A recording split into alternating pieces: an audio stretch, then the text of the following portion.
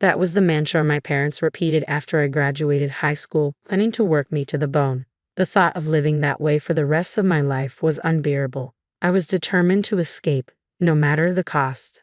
I had no idea then how drastically my choices would alter my future. My name is Fiona, and I'm 40 years old. I work and live at a hotel owned by my Uncle Henry. We're not just a part-timer. I'm the front office manager. It's been over 20 years since I first set foot in this hotel, all because of an event I'd rather forget. Today, I want to share that story with you. I grew up in a typical rural town. My father worked in an office, and my mother managed our home. We were an ordinary family, filled with love and care like any other. But everything changed with the birth of my younger brother, who was born 10 years after me. At last, our family had a boy. Our future seemed secure. My parents were overjoyed. Dad's family home was just an average house, not linked to any particular business. In our rural community, boys were still preferred. Girls were seen as temporary investments. Eventually, they'd leave home, while a boy would stay and bring home a hard-working wife. It didn't take long for them to start neglecting me. I was thrilled to have a little brother, and with being 10 years older, maternal instincts kicked in. I wanted to take care of him, but my parents warned me sternly, "Don't get too close to him. Who knows what you might do to our precious boy?" They would leave cheerfully, leaving me behind. Daniel, as they named him, quickly became the center of their world, adored far more than they ever had cared for me.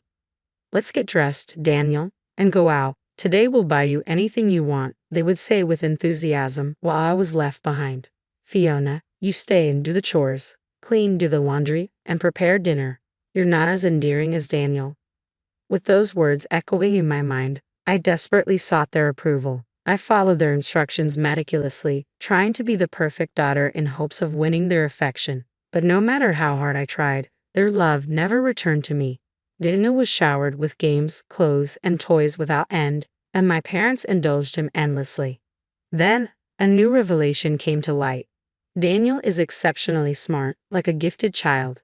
They discovered he was highly intelligent, with exceptional abilities. According to Mom, a medical checkup revealed his IQ was above average for his age. "He is a genius. We've suspected it since birth," they boasted. "Indeed, you are our child. We look forward to your future." My parents' devotion to Daniel only grew stronger. Their indulgence reached new heights as they took him on trips to stimulate his curiosity and spent lavishly on his education. The money poured into Daniel's upbringing far exceeded what a regular salary family could manage. Our finances were quickly drained and poverty set in. In their quest to provide him with the best possible learning environment, my parents borrowed heavily from relatives and friends. By the time I was graduating high school, the worst was yet to come. "You don't need an education, do you? Once you finish high school, start working and earning money," they told me bluntly. I had never imagined that my own college dreams would be sacrificed for Daniel's education. I was eager to go to college and study, but my parents were enraged by my aspirations. "Our family isn't wealthy enough to waste money on someone useless like you. Your grades aren't even that great, so don't be selfish. Investing in Daniel is clearly a much better choice than spending money on you." Despite my desperate pleas, my parents' decision was final. "We have no use for someone who doesn't contribute. Our priority is all that matters." Their words crushed my spirit. I felt like an unwanted child. That day, I cried bitterly, cursing my unjust fate. In the midst of my tears, I remembered Uncle Henry's hotel, a place we had often visited before Daniel was born, when I was still loved and cherished by my parents. With those memories in mind, I decided to go to Henry's hotel. "Is that you?" Henry and Jennifer, who were cleaning the front entrance, hurried over when they saw me. Overwhelmed by relief and shame, I broke down in tears. They listened patiently as I recounted my story. After I had finished, Henry said, "I'm sorry you've had such a hard time, Fiona. Why don't you come work here? We're always short on staff. If you don't want to stay at home, you can work with us."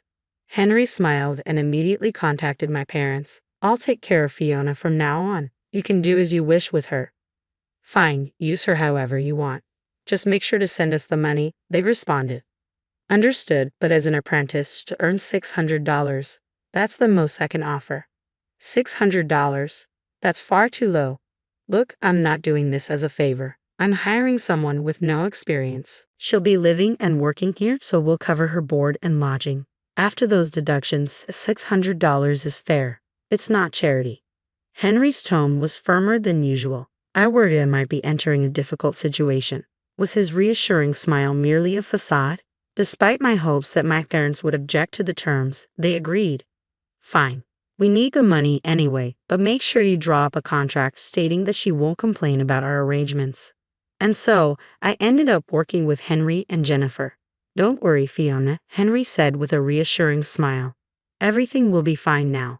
But I wasn't ready to dive straight into work. I still wanted to go to college. Of course you can, Henry assured me.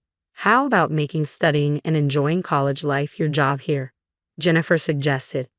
Is that really a job, though? I asked, filled with uncertainty.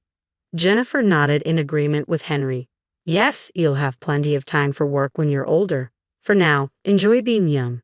So, after graduating high school, I enrolled in college and helped out at the hotel during breaks. Fiona, you're so talented. Why don't you try some crafts? Henry offered. Really? I'd love to, I responded eagerly.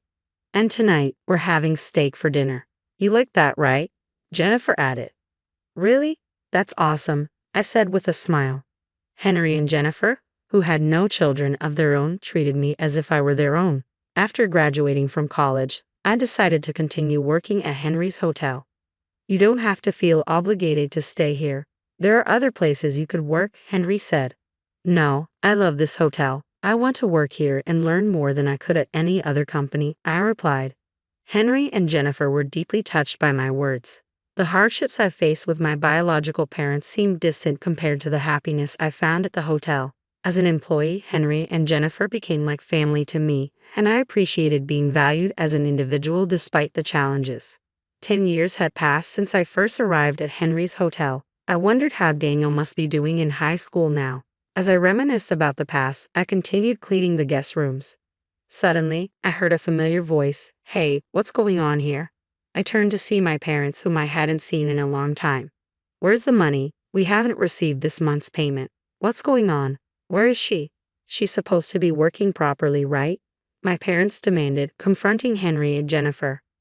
Come inside, Henry said with an unusually stern expression while Jennifer looked at my parents with icy disdain. The five of us, my parents, Henry, Jennifer, and I, sat down for a discussion.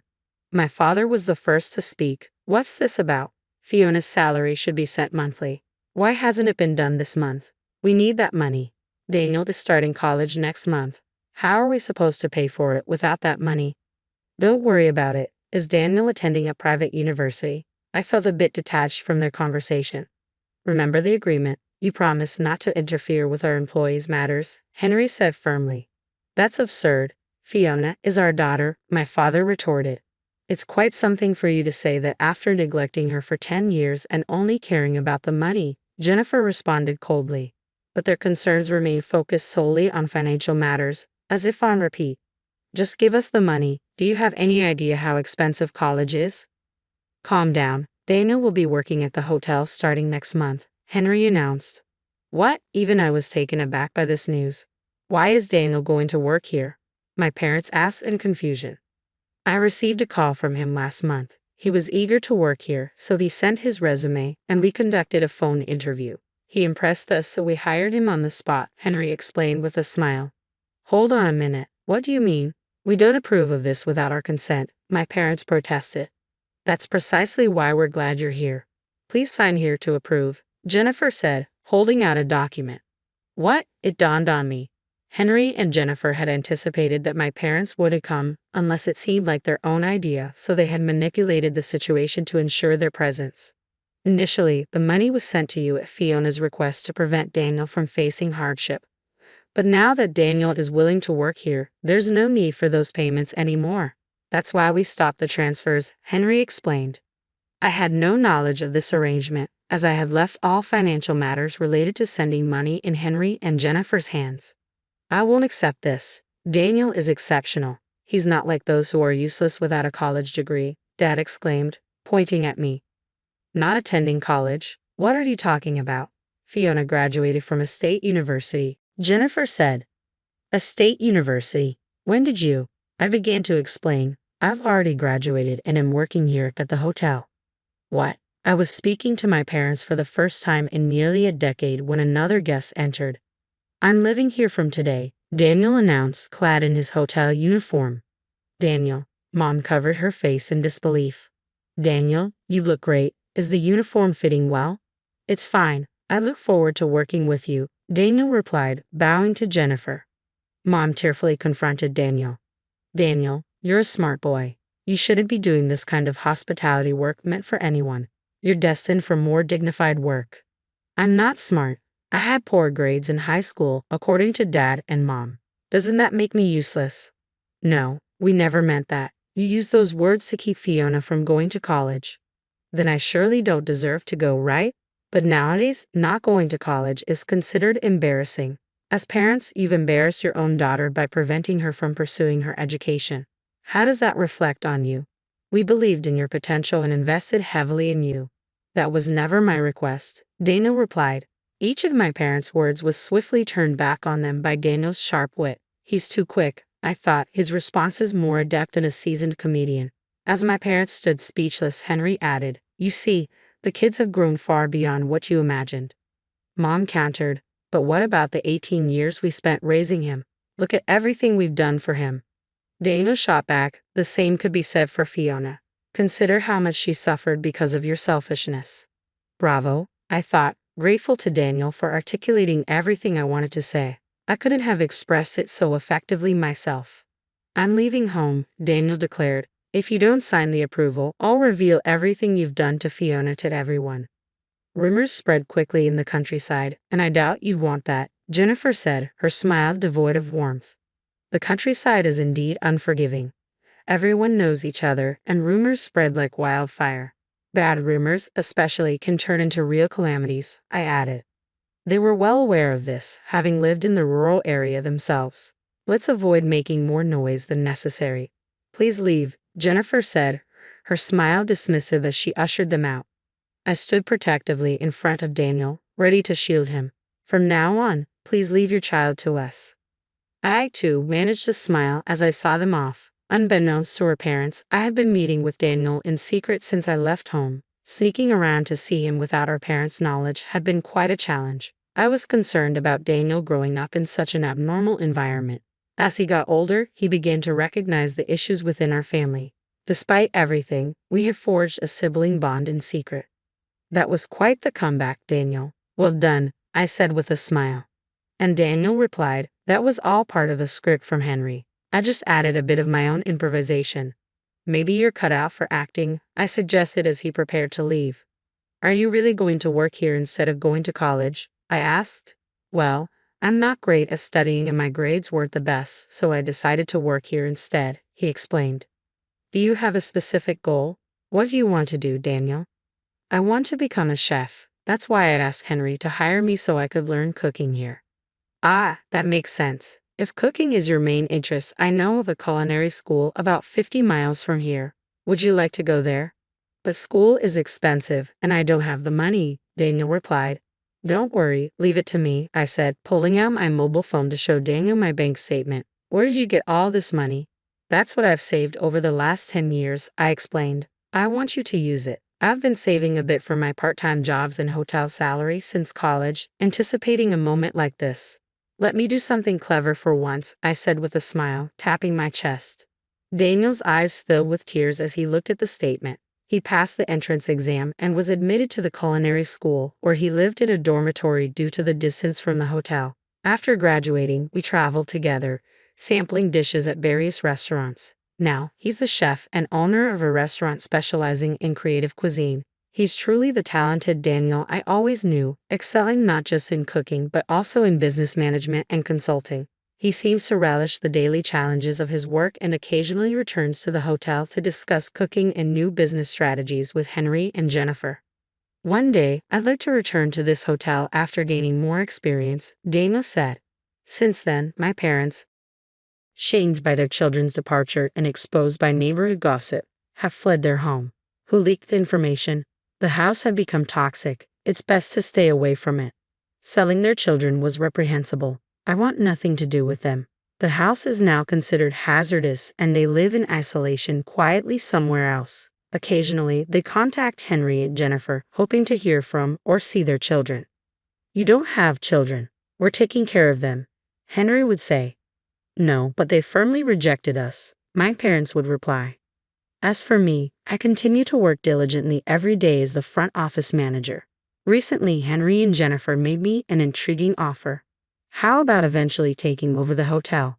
Henry proposed. We know it's a demanding job, but we believe Fiona can handle it.